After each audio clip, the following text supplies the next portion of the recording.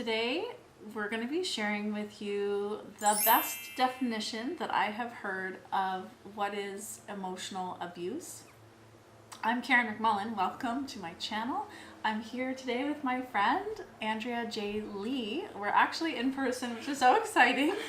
And Andrea is someone that you definitely want to know because she has a very unique story where, well, how about you share it? Sure. She's my guest on the topic of emotional abuse for a reason. So Andrea, why don't you tell us a little bit about why you're here talking about emotional abuse? Yeah, I have experienced emotional abuse in my family of origin, but probably more pertinent to today, I learned to become abusive to my husband. And that was a really awful, horrible time when I really didn't understand my own behavior, and I became compelled to figure out how to stop. And it was a long journey, but I'm so happy to be able to say that I am not that person anymore.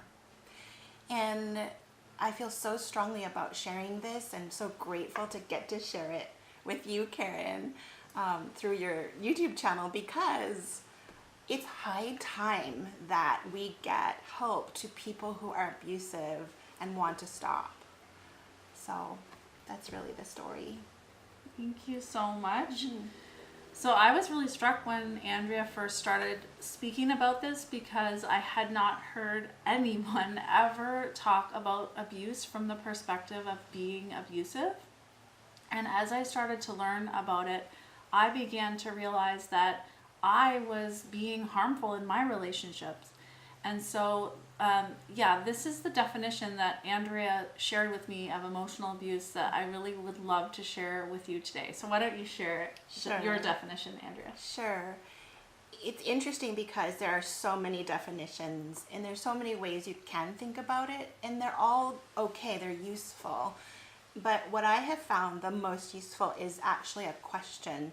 When you think about what you're doing when you're being abusive, ask the question, am I being helpful to my relationship or am I harming my relationship? And if you are not helping your relationship, then you're harming your relationship, then that is my definition of emotional abuse. In a way, it doesn't really even matter what specifically you're doing, because I know a lot of people wonder. It's like, well, I just raised my voice a little bit one time, or I, called that person a name a couple times. Is that emotional abuse? Well, does it really matter if you have harmed the relationship? Isn't that enough that you have harmed the relationship? And is that good enough for you to stop? That's the most important question, I think.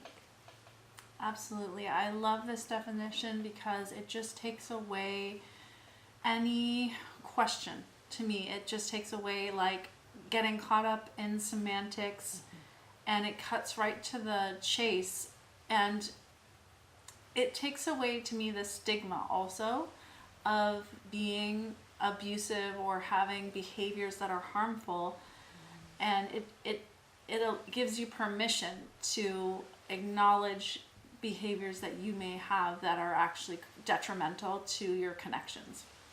And that was a light bulb moment for me in my relationship that I was in at the time, where I noticed I was saying something, and it wasn't so much what I said that was so bad, but the underlying intention and energy was to harm. There was something in me that wanted to hurt the other person. And when I realized that, I started to take a long look inside, because I was wondering, what is it in me that's wanting to hurt someone that I supposedly love? And that led me on a journey of healing my own abusiveness, so that I could become someone like Andrea. Something she said that really struck me was she said that she trusts herself not to say something hurtful in her relationship or not to do something harmful. And that kind of shocked me. I was like, wow, that's even a possibility. Because I know for me, before, when that harming kind of intention was unchecked, there would come moments in my connections where I would feel out of control, where I would feel like there was some upwelling of anger or that I couldn't control. So to hear someone say that they just absolutely had a handle on that they would not be harmful, it opened me up to a new possibility. To me, emotional abuse exists on a spectrum.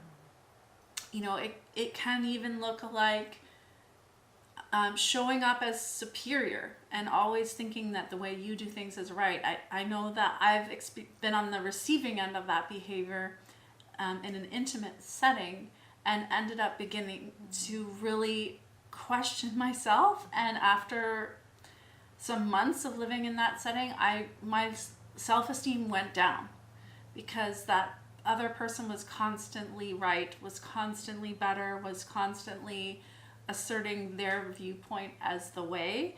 So I began to really think that the way I am is wrong. So I feel so much greater of a definition of emotional abuse than maybe we've been allowing. And that's why I love this definition so much, because it just opens us up to looking at our own ways of being harmful in relationship. Mm-hmm.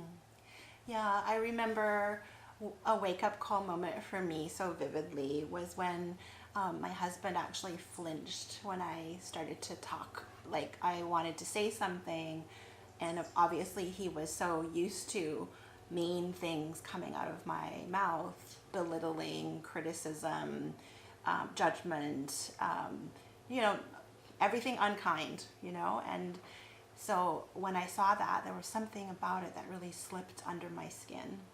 And I realized that I had become that person, the person actually who my dad was to me. I was just, I couldn't hold myself still enough around my dad so that I wouldn't trigger his verbal abuse and psychological abuse. So I had learned that behavior and I was enacting it on my husband. And so it can be exactly like you say, on a spectrum of occasionally, lightly, to just a horrible, like, dungeon-like atmosphere of people around you cowering, honestly, when you're around, and breathing a giant sigh of relief when you're gone, or anywhere in between.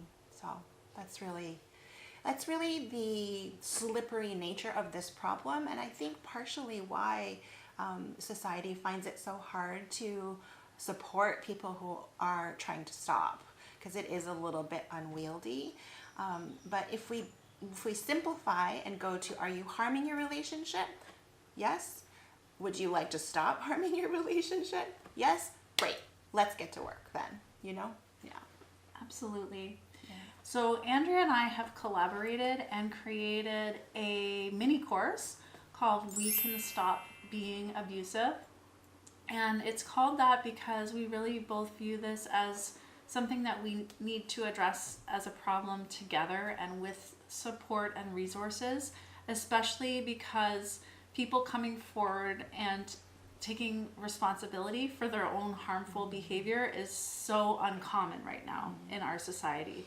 We all the time hear about resources for victims of abuse, but for every single victim of abuse that exists, there's also an abuser, and we don't see many resources out there for people who have recognized they have abusive behaviors and that actually genuinely want to change. And we both really believe that you can change because both of us changed. Yes. Yeah, it's true. Yeah, you really can, actually. It's a great point, and you see us being a little lighthearted about it because you know what? There's a lot of joy. There's a lot of deep joy on the other side of changing your behavior, and we know you can do it because we have done it. Yeah.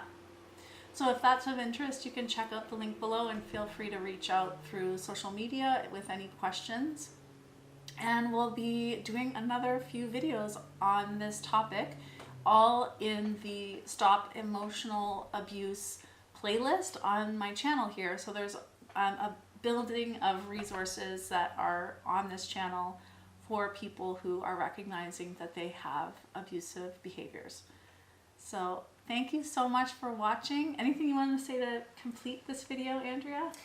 Yes, I want to say a big thank you, I think on behalf of everyone watching, to you for devoting, really for devoting your life force and intention and vision to stopping abusive behavior. And in a desert where there's so little, I think that these videos and your intention are really making a big difference. So thank you so much, Karen.